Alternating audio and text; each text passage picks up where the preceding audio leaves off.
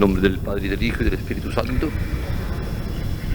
Padre nuestro, que estás en el cielo, santificado sea tu nombre. Venga a nosotros tu reino. Hágase tu voluntad en la tierra como en el cielo. Danos hoy nuestro pan de cada día. Perdona nuestras ofensas, como también nosotros perdonamos a los que nos ofenden. No nos dejes caer en la tentación y líbranos del mal. Estamos intentando ahora ver el mundo al revés de como Dios lo ha planificado, el mundo al revés del principio ese que Dios ponía, por el que tendríamos un orden en la vida. Y San Ignacio llega entonces a ponernos por delante la realidad de lo que es un mundo sin Dios. Podríamos decir el mundo del pecado, que es como expresión normal entre nosotros para conocer, y donde Ignacio quiere que experimentemos, viendo realidades de la vida, una sensación inicial de vergüenza, esa que experimenta uno cuando descubre que este mundo en que vivimos, y nosotros estamos inmersos dentro, es un mundo que ha perdido a Dios, y al perder a Dios ha venido como una catarata ya en cadena, donde todo se ha ido destruyendo y donde todo se ha ido quedando en este estado en que hoy, cuando vemos la vida, la televisión, las noticias, vamos palpando. Pablo VI advirtió fíjense ustedes, si ha pasado un tiempo, advirtió ese doloroso proceso que se venía produciendo desde ya hacía tiempo, que es el proceso del abandono de Dios por parte de la persona humana. Eso que en el siglo pasado, digamos, y casi en el XIX, empieza con el ateísmo, pero que ya en el siglo XX se hace expresamente característico, la segunda mitad del siglo XX, donde ya no es simplemente la negación, podríamos decir, por llamarle de alguna manera, científica o razonada para negar a Dios, o sea, la negación de Dios, científica o razonadamente, sino que ya es lo que él llama ateísmo moderno, ateísmo actual, que consiste en la pérdida de la fe religiosa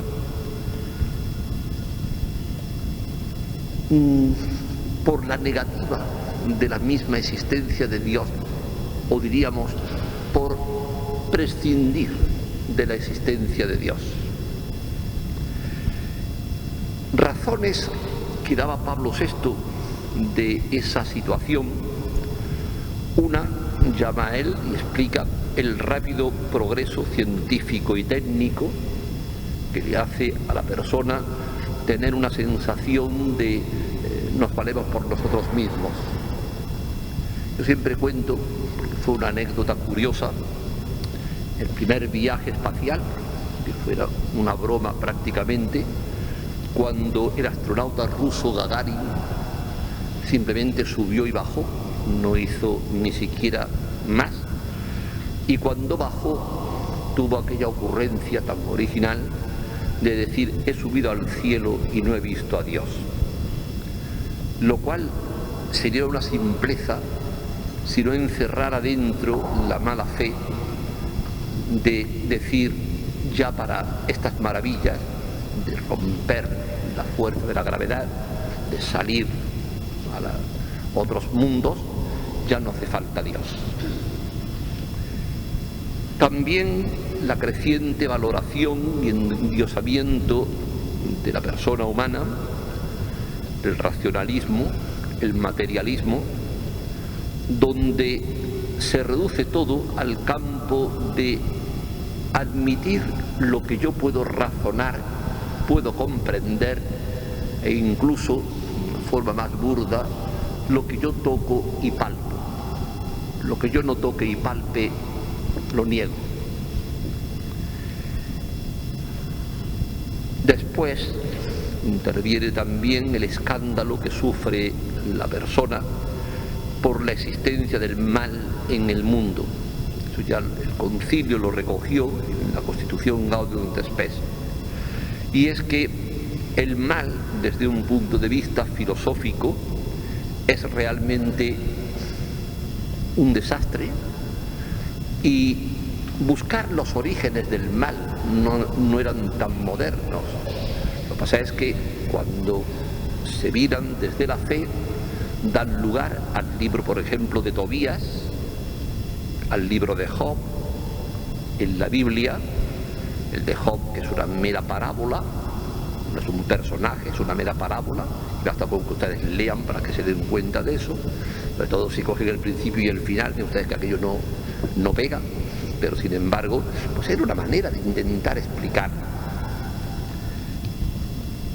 Como se da junto con todo esto el anticlericalismo, el escándalo del hombre ante la Iglesia, la institución eclesiástica, la crítica de todo lo que viene de la Iglesia, como si en ella se viera la rémora de todo el progreso humano, social y científico.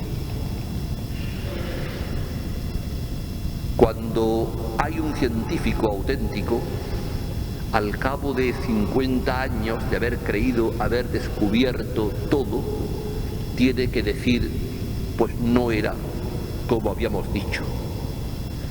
Y la Iglesia, en vez de sumarse fácilmente al tren de la invención, aguarda y espera, porque detrás de muchas cosas de esas novedosas existen valores morales que se pisotean, y por tanto la Iglesia no da pasos en falso y evidentemente lleva retraso, si queremos llamarle, pero es la gran expectativa y la gran prudencia de que no se acepta cualquier cosa a la primera de cambio. En España después nosotros hemos asistido fácilmente a ese proceso de ateísmo, de ausencia de lo religioso, unas veces por identificar la situación política con la Iglesia, otras veces por pensar que la Iglesia está aliada con las clases altas.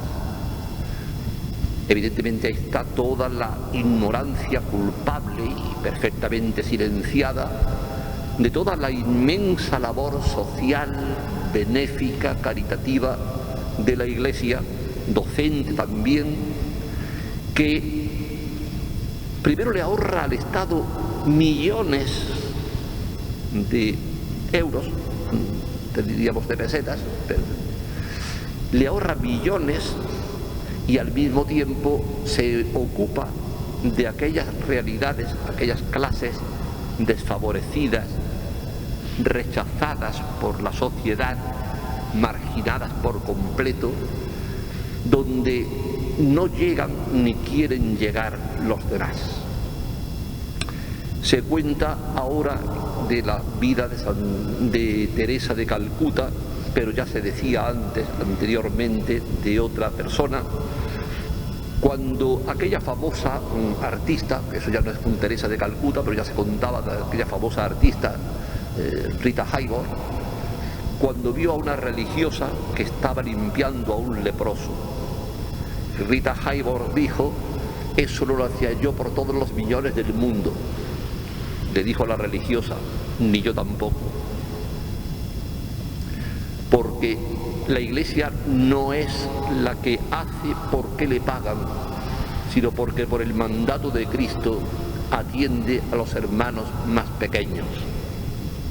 Pero esto se ha procurado siempre apartar, quitar del conocimiento, de las noticias, de las apariencias, de los eslóganes tan fáciles de decir. Tenemos uno muy reciente, cuando el famoso movimiento aquel que se estropeó casi, diríamos, en los comienzos de los indignados, y ahí en la Plaza de la Constitución había dos pancartas seguidas, una contra Botín, el director del Banco de Santander, y la siguiente contra la Iglesia, porque estaba asociada a Botín. Ya está. La cosa era poner esa manera visible de predisponer contra la realidad religiosa. Si a esto se le suma todo ese proceso que se ha ido dando solapadamente, no digo en España, sino a través del mundo entero, en el que con todo ese conjunto de inventos y de descubrimientos, no tales ni mucho menos, de el Evangelio de Judas, el Código da Vinci, la sepultura de Cristo con los huesos, todo eso que ha ido minando terreno, y la gente con esa infantilidad y falta de formación absoluta se lo ha ido tragando de tal manera que al final lo que se ha conseguido, digamos, inmenso arte, ha sido ningunear a Dios, apartarlo por completo, y entonces ni símbolos religiosos católicos, claro, nosotros sí, ni asignatura de religión, ni hablar de Dios. Y entonces llega la ignorancia absoluta de esos niños que no oyen en las clases nada de Dios, y si oyen algo de la Iglesia siempre es en plan de mofa, en plan de burla, en plan de tirar por tierra.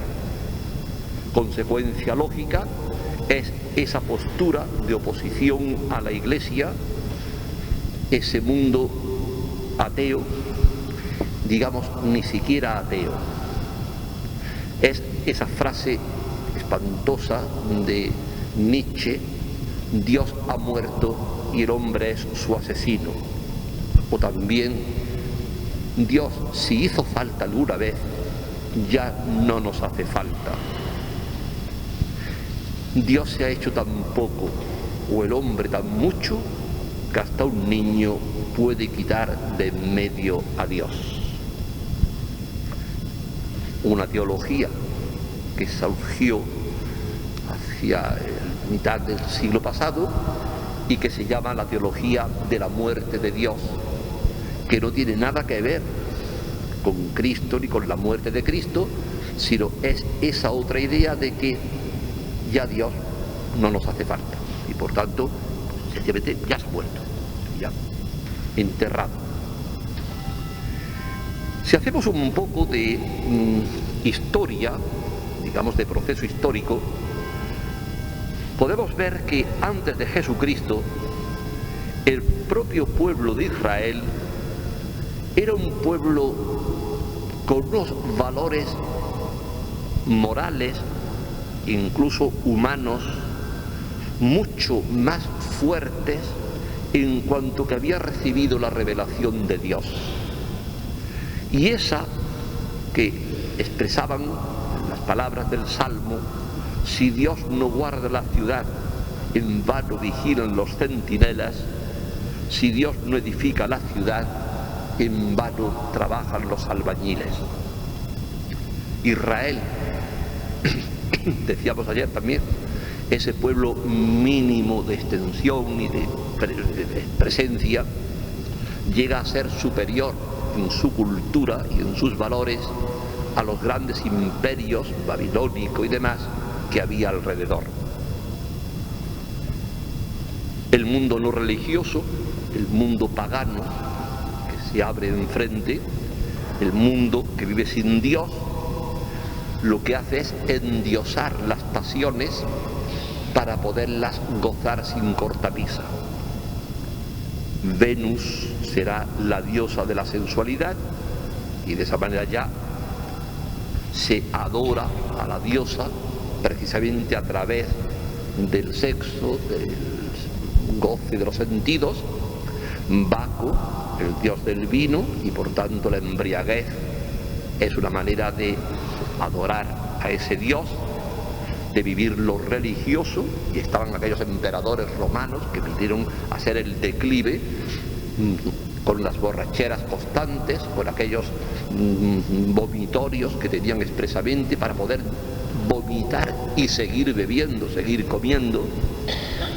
Y entonces se desemboca en que cuando se han perdido valores esenciales, se acaba en las supersticiones, en los fanatismos, en las guerras santas, que al fin y al cabo son simplemente venganzas o formas de sustituir a Dios por la fuerza humana.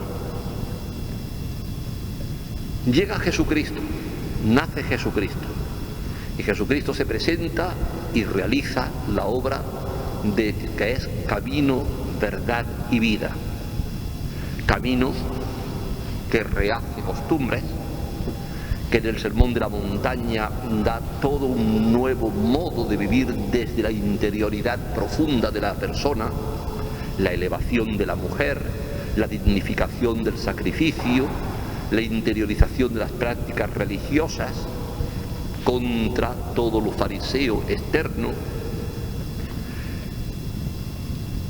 Cristo la verdad. Los verdaderos adoradores adorarán al Padre en espíritu y en verdad, que aquí tendríamos mucha tela que cortar, naturalmente, porque por desgracia hay una serie de devociones que apartan más que acercan a Dios, porque idolizan lo que no es Dios,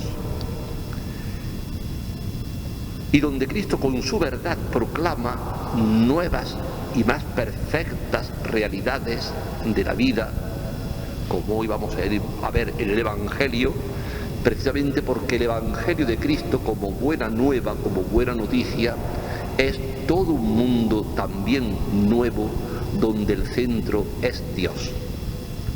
Y trae Cristo una nueva vida, camino, verdad y vida, donde la vida es respetada, donde la Iglesia es mediación, es el modo de hacerse presente Cristo a través del Espíritu Santo que vivifica, que santifica, que lleva a plenitud a esta humanidad, y que no solamente es en el plano espiritual, sino que basta recorrer Europa para observar que Europa, aunque la Constitución Europea borre la palabra de fundamentos cristianos, pero basta recorrer Europa para poder descubrir que sembrada está la geografía europea de todo lo que son obras de arte y monasterios, etcétera, de tipo de origen cristiano, donde se conservaba, se fomentaba y se hacía posible una cultura superior. La humanidad se beneficia naturalmente, se eleva, y al tener ese, decíamos ayer, ese tanto cuanto, en tanto puedo cuanto me hace crecer, y en tanto no debo en cuanto que me achica como persona, acaba creando una salvaguarda de derechos, una exigencia de unas obligaciones de respeto, de costumbres, que da el siglo de oro, por ejemplo, con esa inmensa cantidad de grandes santos. Tenemos solamente en España, si puedo decirlo, Santa Teresa de Jesús, San Juan de la Cruz, San Ignacio de Loyola, San Francisco Javier, y tantos otros que se pueden decir. Y claro, cuando en la Iglesia hay santos es porque realmente bulle dentro de ella el espíritu de la santidad, que es el de Cristo. Después llega la decadencia de la Iglesia, que tiene diferentes momentos.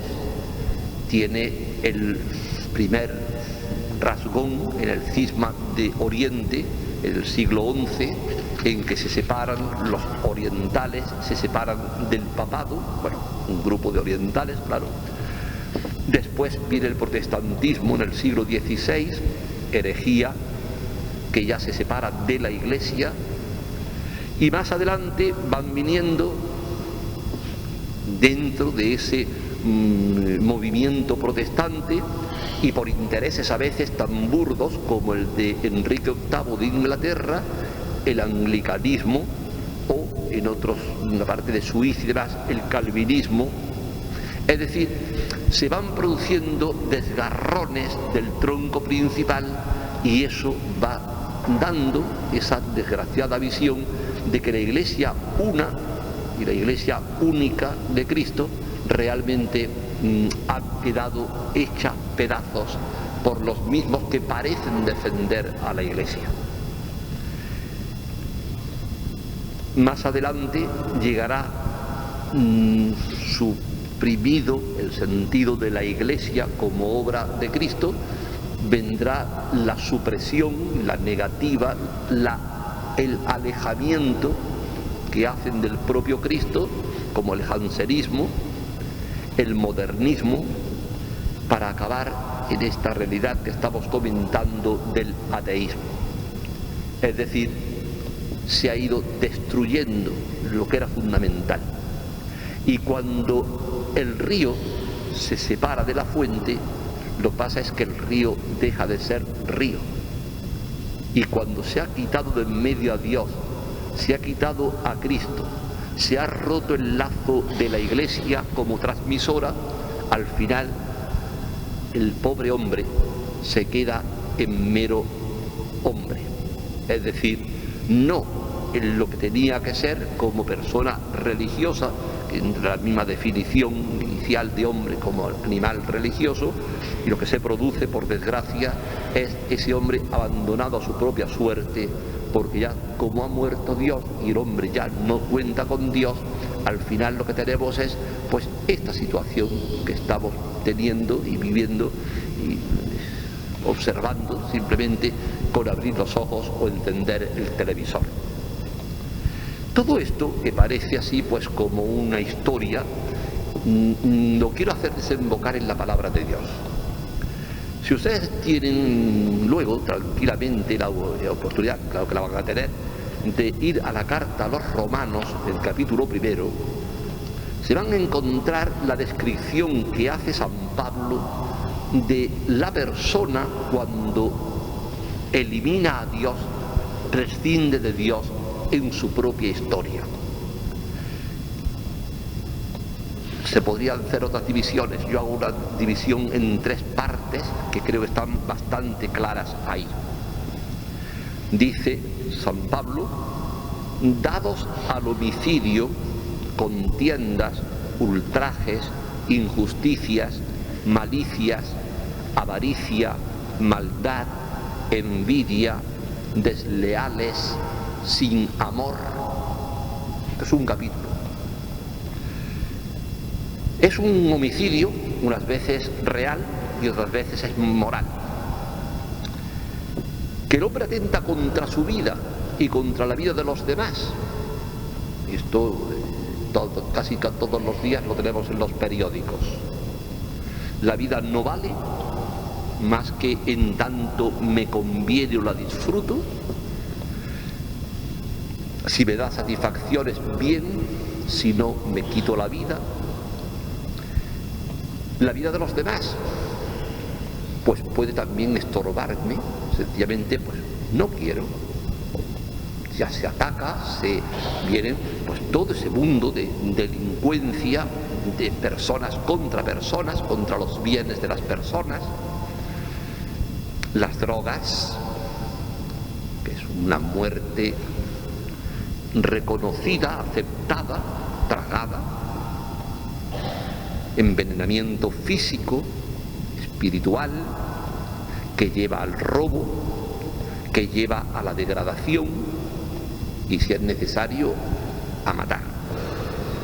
Y esto no hay que ir tan lejos, porque las mafias de la droga, las que desgraciadamente están asentadas en España, las más graves y las más peores por la falta de legislación sobre ellas, y que algunos de los dirigentes que están en la cárcel, ya en vez de llamarle a la cárcel cárcel, le llaman hotel, porque tienen todo a disposición, por eso tienen todo el dinero, porque tienen pues un hotel de primera categoría desde donde dirigen todo su negocio, desde América hasta aquí y de aquí al mundo entero. Pues ahí están esas realidades que son las que producen también los asesinatos. Si alguien intenta entrar en ese terreno para descubrir, muerte segura, porque ellos llevan el código de honor, y es el que hable una palabra, lo matan. Los abortos,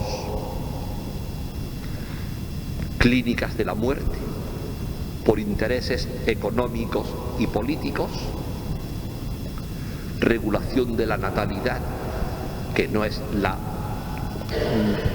regulación ordenada de la natalidad, sino incluso hay potencias políticas que cuando van a ayudar a un determinado país exigen el aborto, quitar la vida a los niños. Cuando ya la familia ya ha pasado ya tiene 2, no puede pasar al de 3. Entonces es la orden de matar al niño que puede nacer, y si no, se retira la ayuda económica.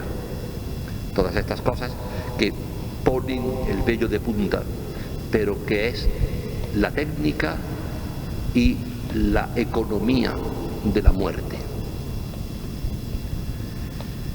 Segundo capítulo que nombra San Pablo: sirvieron a la criatura en lugar del Creador. Pasiones vergonzosas, torpezas. Claro, si el Creador, al que hay que alabar, servir, porque eso me dignifica, a ese lo quito de en medio, lo que se produce lógicamente es ese buscar, como quiera que sea, el propio gusto, la propia conveniencia, la propia apetencia. Como el espíritu no tiene fuerza ya porque se le ha debilitado sobre la materia, entonces quiere decir que lo que hemos dejado a la persona es en manos de sus pasiones instintivas más fáciles que pueden venirle. Todo lo que es la sexualidad desbocada, la sexualidad bajo 1000 maneras, bajo 1000 aspectos, y por consiguiente donde la avalancha de los instintos acaban destruyendo la imagen de Dios en la persona. Después eso se convierte ya en negocio, y ya viene el negocio de la pornografía, el negocio del cine erótico, el negocio de las revistas pornográficas y todo eso, y digamos ya por lo que es todo ese mundo de la prostitución, que no es que una persona por su cuenta, sino mafias totalmente dedicadas a eso, y no pueden salirse porque quien se sale lo matan. Quiere decir que ya la dignidad de la persona no existe, no se valora, la persona se pierde el respeto a sí misma.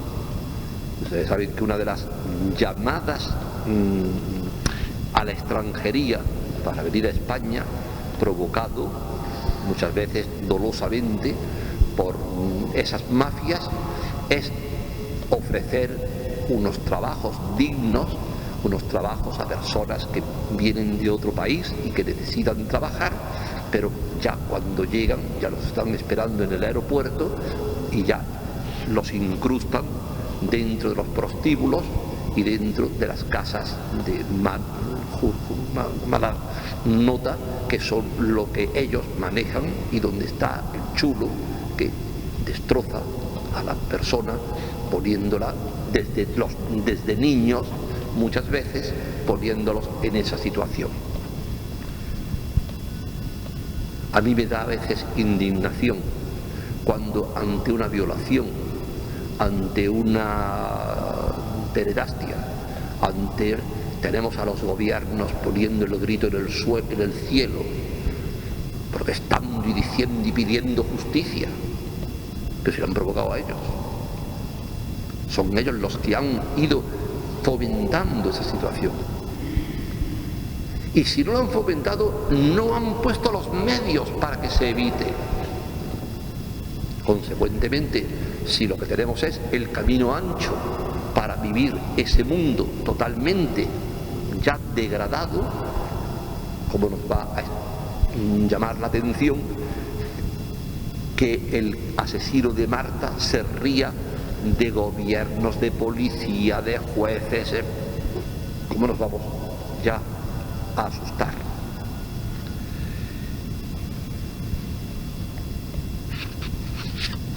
Hay una consecuencia que por supuesto ya es también pues una realidad más que, digamos, oficial y oficialmente admitida, y es que cuando en el mundo la atracción normal del hombre y mujer, esa atracción que siempre tiene que guardar un misterio, esa atracción que tiene su punto de freno, eso se rompe por completo y se desborda por completo, acaban rechazándose ya el hombre y la mujer, acaban rechazándose los sexos opuestos, porque hay que entrar en otra dinámica mucho más estridente, que es la dinámica, dice San Pablo, para que sean sus palabras: las mujeres y los varones cambiaron el uso natural, se abrazaron en la concupiscencia, los hombres con los hombres y las mujeres con las mujeres. Ya lo habla San Pablo. Desencadenadas las fuerzas del instinto, vienen los negocios para todo eso. Negocios de los modistas, de los fabricantes de perfumes, de los directores de cine, de los estratos sociales. Todo ese mundo ya ahí como una tela de araña que hace imposible el poder controlar una situación que se ha ido de las manos. Sencillamente, si se ha quitado a Dios, eso, desgraciado de ese autobús ateo que paseó por las calles de las ciudades diciendo: probablemente Dios no existe, haz lo que quieras. Poco más o menos final, no me acuerdo si era así o de otra manera, pero era lo mismo. Probablemente Dios no existe, pues naturalmente ya está. Entonces ya estamos desgraciadamente animalizados, y yo siempre digo con perdón de los animales. Y digo animalizados porque si el hombre es animal religioso y le quitamos lo religioso, es decir, lo que religa con Dios, lo que une con Dios, lo que queda no es más que animal. Y digo perdón de los animales porque los animales no hacen estas cosas.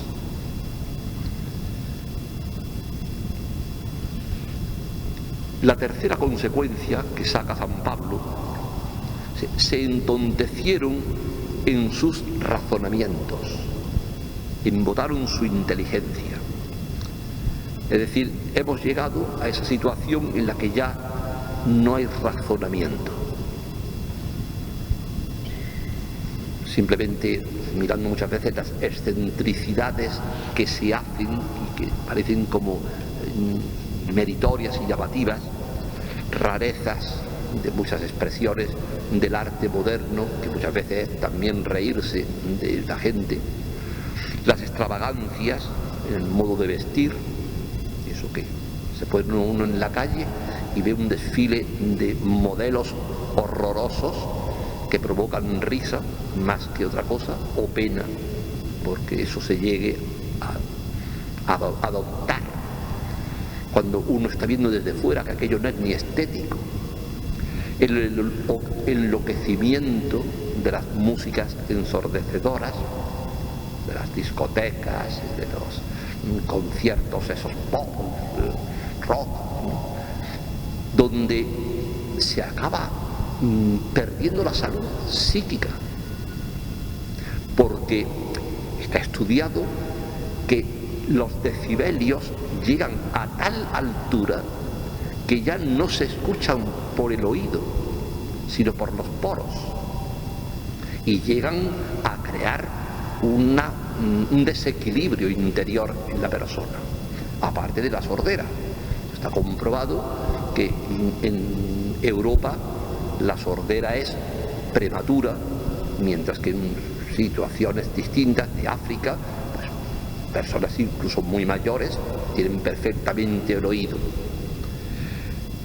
Pues estos desequilibrios van creando esa barbaridad, es decir, situación bárbara en la que hay más culto, más respeto a los animales que a las personas o a las plantas. Es curioso el caso aquel que salió en los periódicos de aquel pastor de Sierra Nevada, un hombre acostumbrado toda la vida a recorrer la sierra y a curarse sus dolores de estómago con la manzanilla de la sierra, y un día pues coge su rama, un brazado, una rama, y la Guardia Civil lo detiene y lo mete en la cárcel porque no se puede tocar la manzanilla esa porque es especie protegida, y no se puede tocar a tales animales pues porque es especie protegida. Pero los niños no son especie protegida.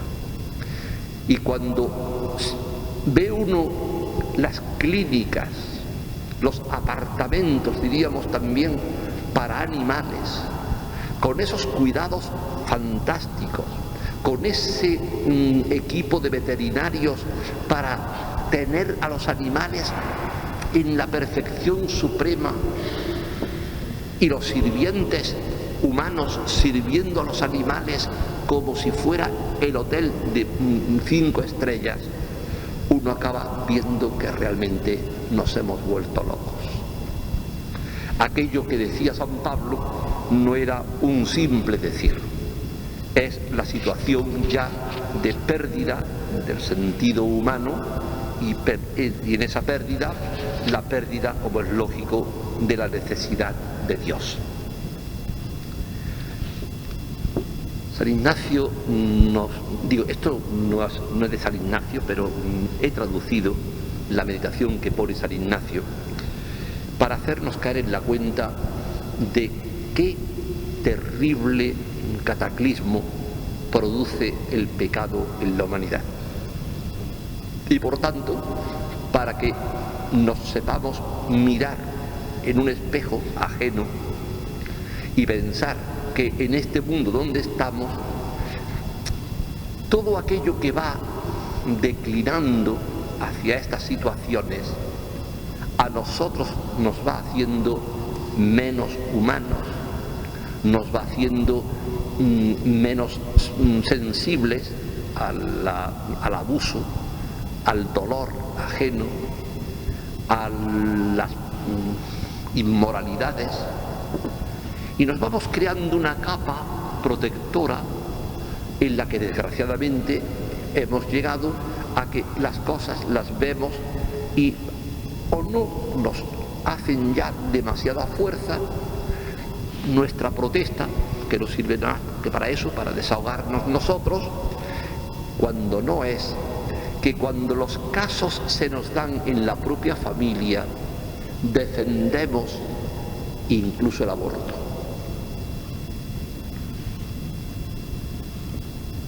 Ante una situación así, San Ignacio lo que no quiere es que acabemos en un estado deprimente, ¿no? Un estado deprimente o depresivo ante algo tan rasgante como esta realidad.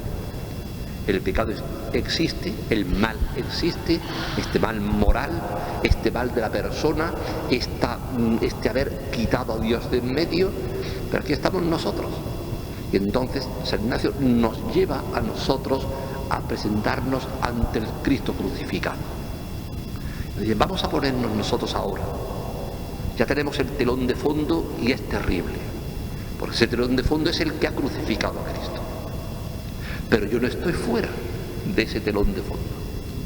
Y entonces la pregunta o preguntas que se hace San Ignacio es: ¿yo qué he hecho por Cristo?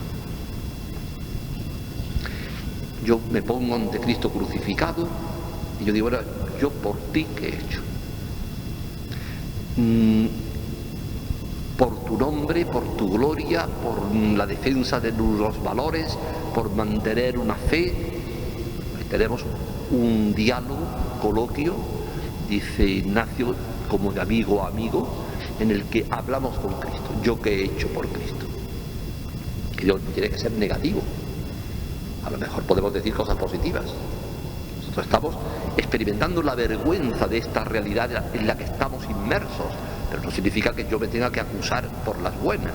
Puede ser que yo pueda decir, pues lo que yo he hecho por Cristo me deja en paz, sin justificarnos, porque muchas veces este enjuague de las cosas es muy fácil hacerlo y somos capaces de quitarle importancia a realidades que tendríamos que hincarle mucho más el diente para vernos más retratados en medio de las situaciones actuales. La segunda pregunta es, bueno, y yo ahora mismo, o sea, en este momento de mi vida, en esta realidad de este año, de esta temporada, ¿qué hago por Cristo?